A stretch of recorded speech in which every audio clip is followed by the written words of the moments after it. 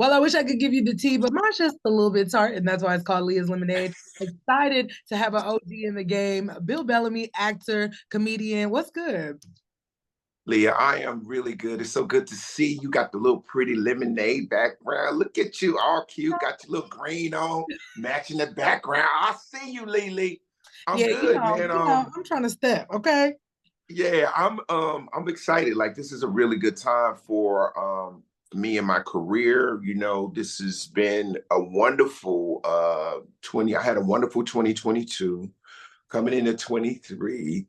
I have this huge performance at the MGM National Harbor that's going to be super epic.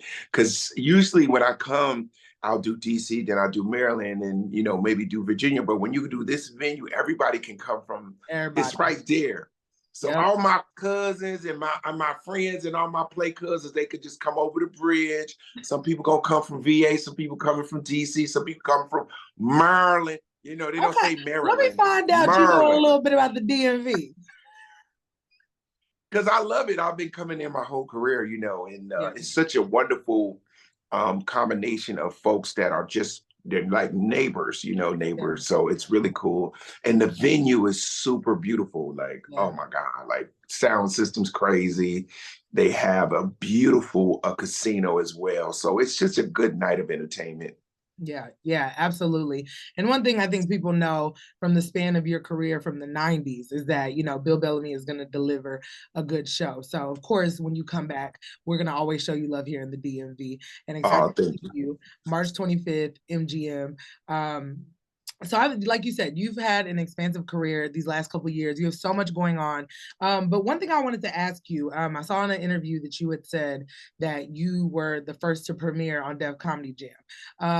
One thing I've never heard you talk about in length is the audition process. I know at the time you were really popular in the tri-state area. You were doing comedy. You were getting big, but you had said that Def Comedy Jam was kind of the catalyst for how everything Yeah. ran. So what was that audition like? Like, talk me through that process when you're standing there in line with all these other comedians. Oh Tell my me the God. tea.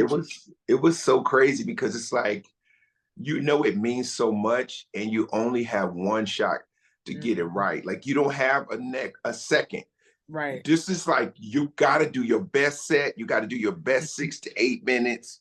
You gotta pick your jokes, know what you're gonna say, know what you're gonna close on. Maybe three people that went in front of you killed it. Now you nervous. You like, oh my God. I hope today is my day to do good. And Right. so when you have that kind of competition, it actually helps you because it brings the best out of you because you have to compete with other talented people. And I felt like I was one of those people. So I was like, I don't want to miss the boat and do a bad set. So Mm. I had to go do my little prayer. I was like, God, if you love me, Right. Send help. Send help. Who was notably in the line? Like who are people who were in line with you in the audition that day that like everyone knows now? Oh man, Bernie, Wow. Steve, um, Dave Chappelle, Wow. Chris Tucker. I mean, it was just, and everybody hungry, everybody funny, like everybody want to Yeah. get to that next level. That's what it was dope about Def Comedy Jam is that we were all very, very talented, but we didn't have no outs. Like we didn't have social media. We didn't have like, a way outside of this. In our minds, this was our ticket to get out, Yeah. out the Yeah. hood, to get to Hollywood, to become a star.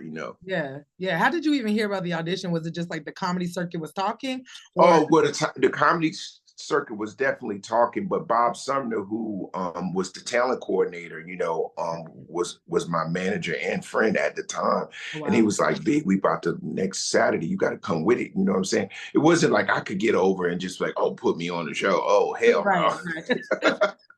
He was like, "Yo, you got a chance. You got a chance." Right, right. And you killed it. And then you premiered the first act on the show ever. So history in the building for sure.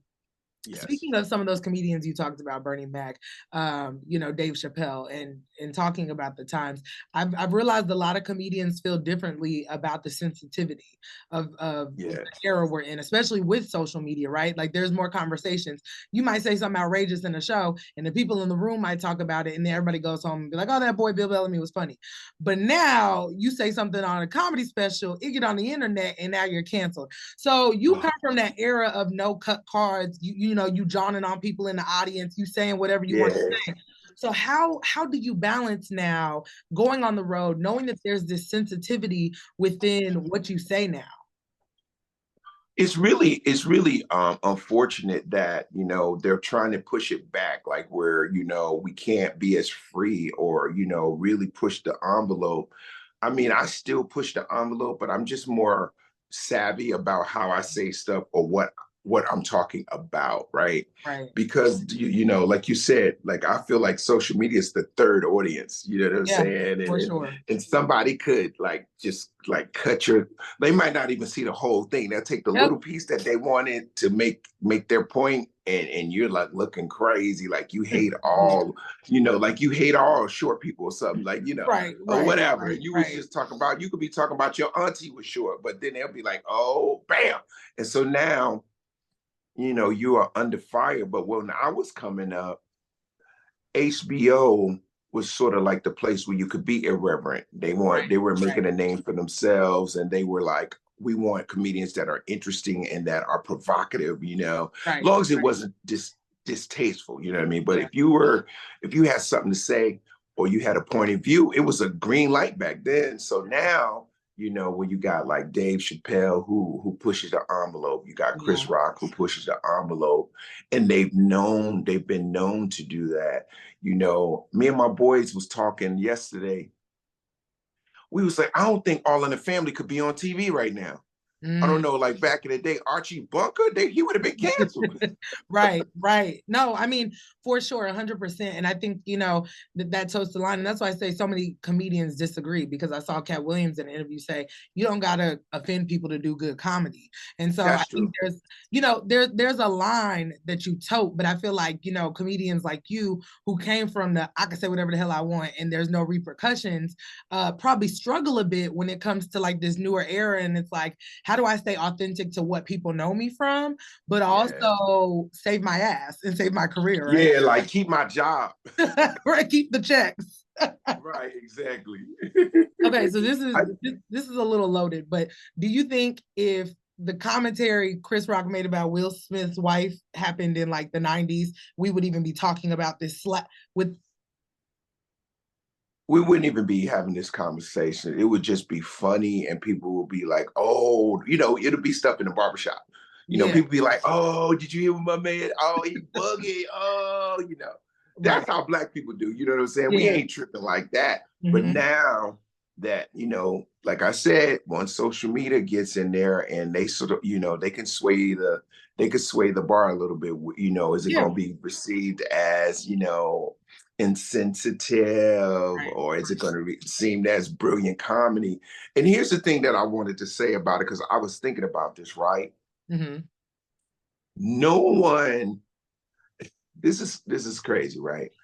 No one is saying that this man was assaulted, though. Mm. They say, but this is the thing. They say, "Oh, he got slapped. Get over it." Or they say, I hear people say, "Man, he should have said something a long time ago." But at the same time, you can't judge anybody's pain or how they're going to React. receive or get over something, correct? Yeah. And so when you're a comedian like Chris Rock, and he took his time, and he definitely wanted to address it because it happened in front of the world, you know what Yeah. I'm saying? So, he did it in his way.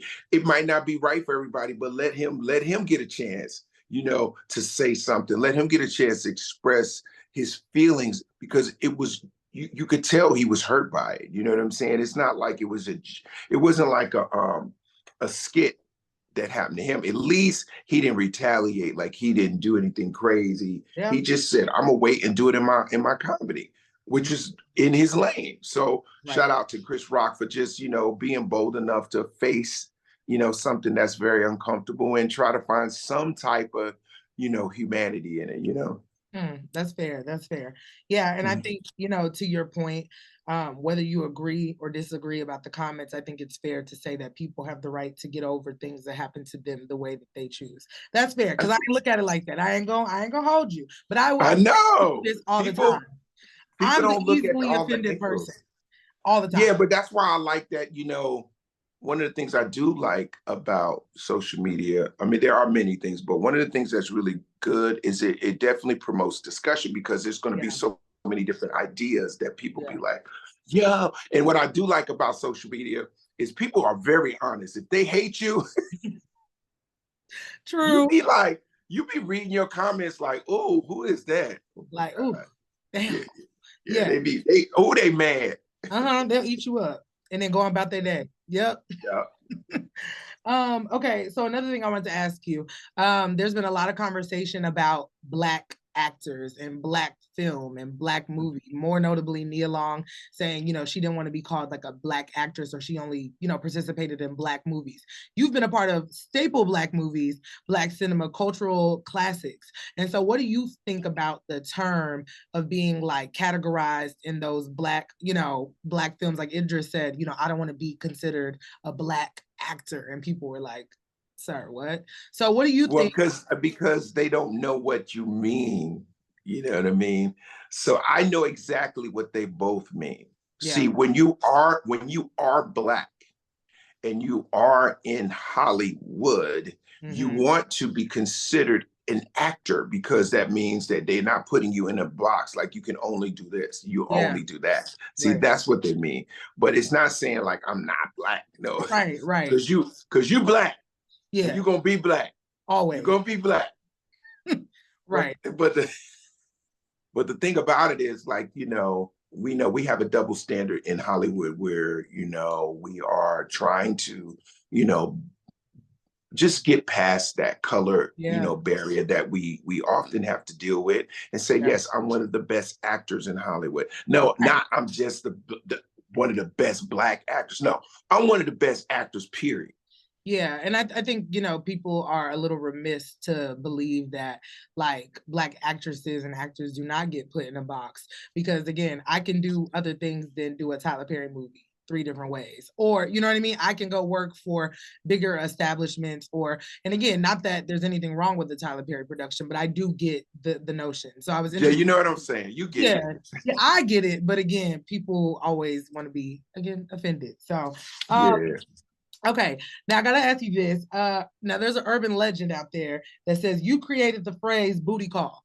So, what is a term in 2023 that you love? What's some slang that like Bill Bellamy like is hooked on? You heard it on TikTok. Uh, I think the new slang that I keep hearing everybody say, and I don't understand, it's two of them that I don't understand. I had to ask somebody, like my kids, where they say no cap, no cap. Like I don't even Okay. know what that means. Like I'll be like, why you say something? Then you go no cap. No, So like what? no What? BS. Like it's not a lie. Like no cap. It ain't no cap. Oh, no Uh-huh. cap. Yeah, like I ain't I cap. don't get it because when we was coming up, we say real talk. Like, Yeah. no, we would say if we said something that we really felt, we would say, no, yo, real talk. You know what I'm Yeah. saying? I'm Yeah. not playing. But they Mhm. talk like, yo, man, I just got these things. No, I got these brand new J's and I got this brand new Versace, blah, blah, blah, no cap. And I'm like, huh? What's the other one? What's the second one? I'll The get you here. other one is gaslighting. Okay. So first What of all, does that mean? okay, that's a Please. buzzword. It's a buzzword because people say it now and they say it wrong. So the idea of gaslighting is simply like you're manipulating someone into believing that their like honest thought is not real. So for example, let's cheating is the perfect example. When a man will deflect or a partner, right? Like you'd be like, "Hey, I saw this text message on your phone." And you're like, no, you didn't. Like, girl, you literally were like the minute you make somebody, you manipulate somebody to think that what is the honest to God truth is not by like manipulating them otherwise is gaslighting. So you can't gaslight Oh, people. Right. But it's the manipulation tool. It's not simply lying. It's the like, especially gaslighting is when you know for a fact it's real and they're trying to make you believe that it's simply not. Like, okay. All so right, all that's right, why all right. when people are like, So people don't like to be gaslighted, basically. no, because it's like when it's like literally when someone makes you feel crazy as hell when you know you're right. It's like kind of like Okay. racism. Racism is a Uh, big gaslight, especially like with Karens, right? I'm not being racist. I just care, babe. Don't gaslight me. You know. That's gaslighting. That's gaslighting. oh my God, I get it. Like, I don't want to be a gaslighter. I don't No, want to no, see the you no. know, I think everybody has probably tried to gaslight somebody at some point. But like That is so funny. I that's what like that. That's gaslighting cute. is. So See, I learned 2 new words today. Thank you. yes, okay. Listen, this is a learning experience at the lemonade stand. Da-da-da, Thank like with you. the music. Thank you. Okay. Okay. Is it true that Shaq is your cousin? Yes, yes. Everybody, I don't know why that is so intriguing. Like, people act like just because you famous, you don't have cousins. It's so funny, but they go in and out of knowing that. Like, it's sometimes, I guess, because whenever like a project comes up, or people might go back and Wikipedia you or look up something, Yes, yes. they'll be like Shaquille O'Neal. I'm like, yo, you can't stop being related to somebody. Well, I'm just always shocked about Hollywood, about like the black nepotism. Like there's so now, granted, Shaq could make you a good comedian. So that's nothing like Right, right, y'all, right, right, right. but like Gabrielle Union is cousins with Sweetie, who's cousins with, like there are a lot of people in the industry who are genuinely like related. And it's like, how, Yeah, like it's like Nia Long and Samore. really? Oh yeah. Yeah. Oh yeah. I forget about that all the You time. forget about that. Like, people Yeah. forget about like the Brat and Lisa Lisa Ray. Raymond. Yeah. Like, You know yeah. what I'm saying? So it's like it's not a lot of people that are related in the business, and both of them are famous. Right. But we're showing you guys that it's actually possible. It runs in the family. Okay. But yeah, Little I talent. wish he could have got me in the NBA though, for real. Was you out there balling with him and was like, it was never gonna happen? Like, how Yeah, I'm like, closely yo, are y'all I'm gonna related? stick with these jokes. They was like, yeah, put him on the bench and let him tell the jokes. Put me on the bench and let me tell some jokes. Okay. Now, okay, I have a question about this.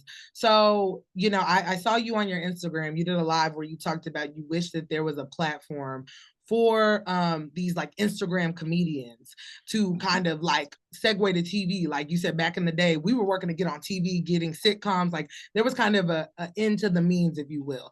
I Right. find, I'm gonna be honest, this is my opinion. You ain't gotta agree or disagree. I find that a lot of these online comedians fall short when it comes to real stand-up. Like I die at their Instagram videos, but it does not translate.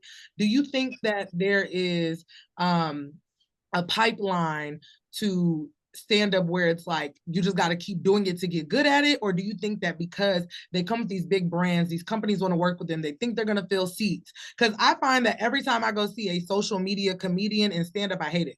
But I'm a real stand-up girl. Like I used to watch, Def Comedy Jam when I was little, Comic View on BET. I used to watch that to go to sleep. Like I love stand-up comedy. So when I Right. go, I'm a little disappointed. What do you think is that missing piece? Is it like Instagram does not really translate to the real stand-up? Well, I mean, when you're a real comedy fan, like you sound like that you Yeah. are, you have a very eclectic palette for comedy, right? So you can't be gaslighted. Da, da, da. Duh. So with that in mind, I think the dilemma for the Instagram sort of social media comedians is that they're not all necessarily training in the comedy clubs. Yeah. See, we didn't have a platform to just put up a joke. So when you saw us, we were actually more polished Yeah. because we were constantly in a comedy club, sneaking over here to host this, sneaking over here to do 5 minutes, sneak over there. But like when you got 8 million followers because you funny as hell, they're going to put you on the show just to see. Just because the you're because they look at your clips and you're hysterical, but they don't realize like you might have to talk for 25 minutes yeah. with no skit, no music, no edit. So now you looking crazy if you're not good. So all I would say to the Instagram social media type of comics is just don't sleep on how hard it is to work the craft. Like you got to be in the clubs. Yeah. You gotta practice somewhere, because if you get lucky enough and these promoters put you on a show, they want to see you be as funny or funnier than your Instagram.